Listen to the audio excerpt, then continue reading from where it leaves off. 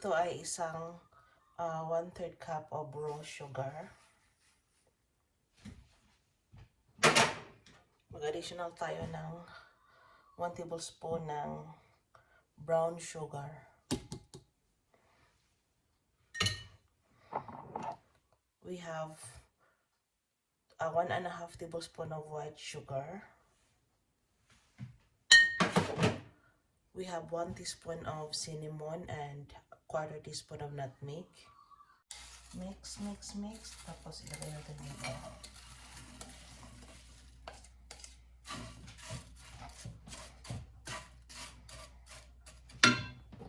Quarter cup of water.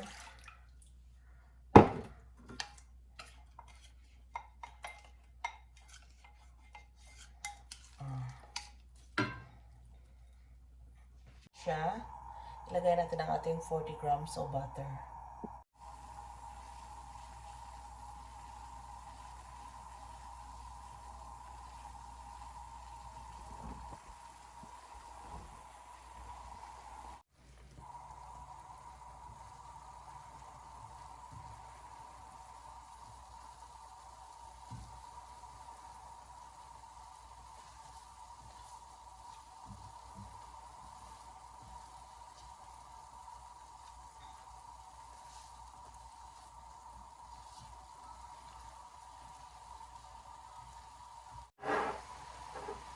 We'll add the butter. 40 grams ito, guys.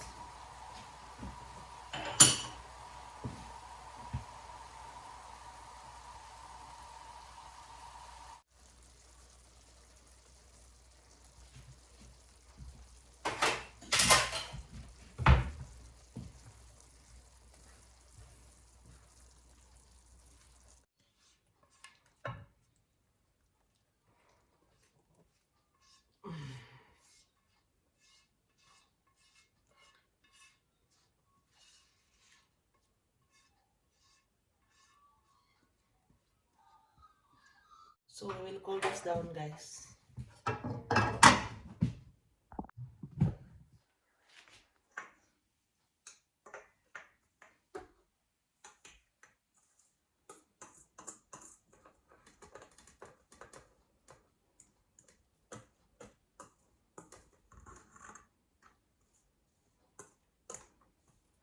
So this is our dry ingredients, guys. The one This is 155 grams unsalted butter.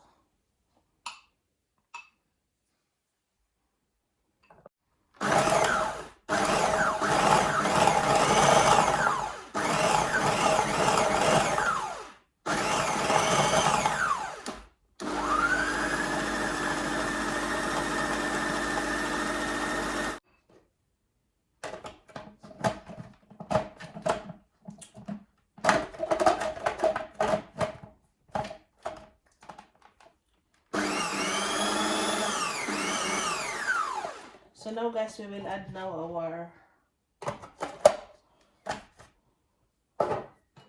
will add 1/3 cup of ice cold water. Ito, guys, ice cold water ito. So 1/3 cup.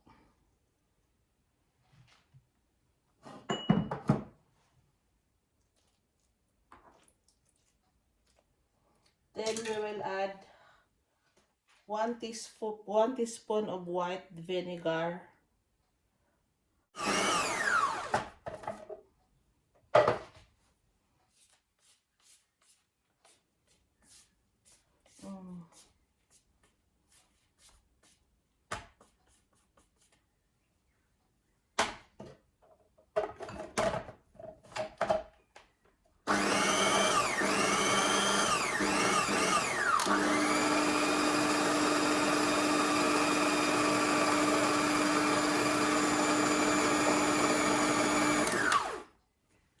So, ito na siya, guys.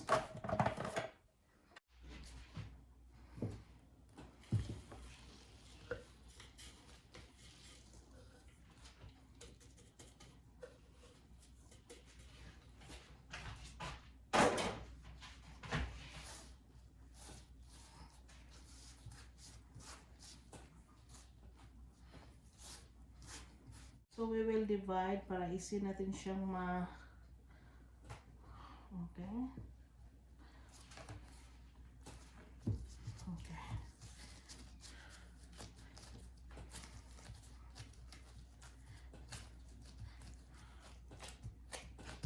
I-form lang natin siya ng desk. Flat.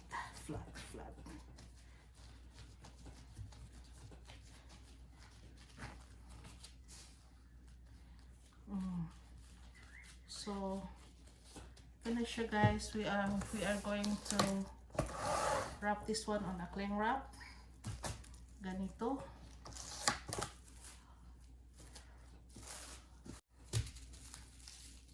Tapos ito.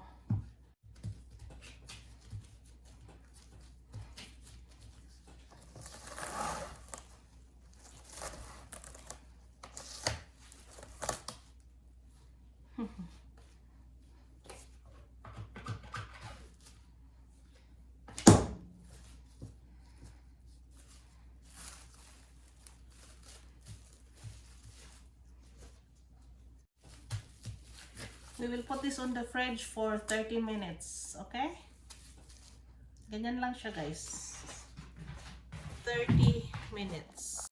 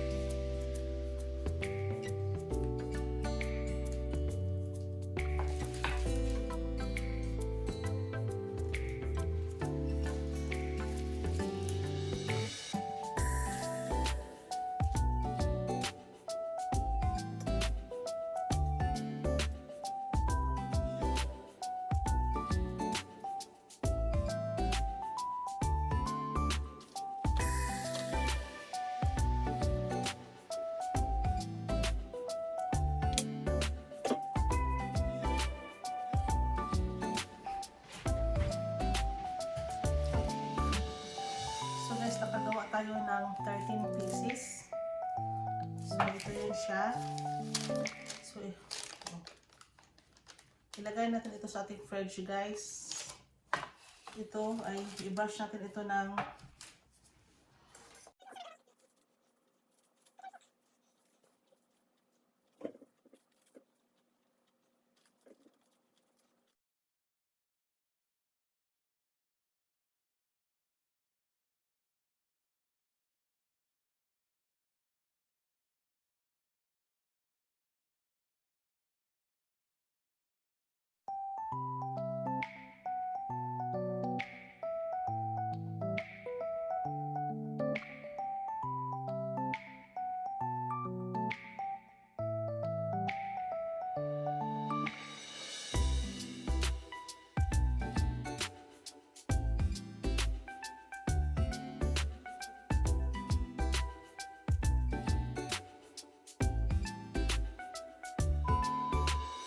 ating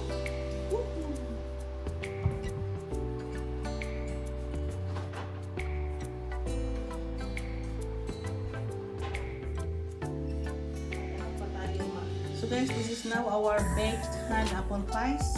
So this is Taste Home, and if you haven't subscribed to my channel, please don't forget to subscribe.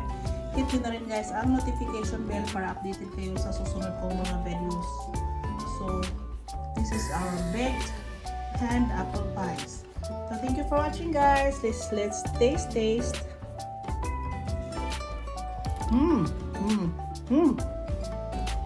Super good. Super yummy.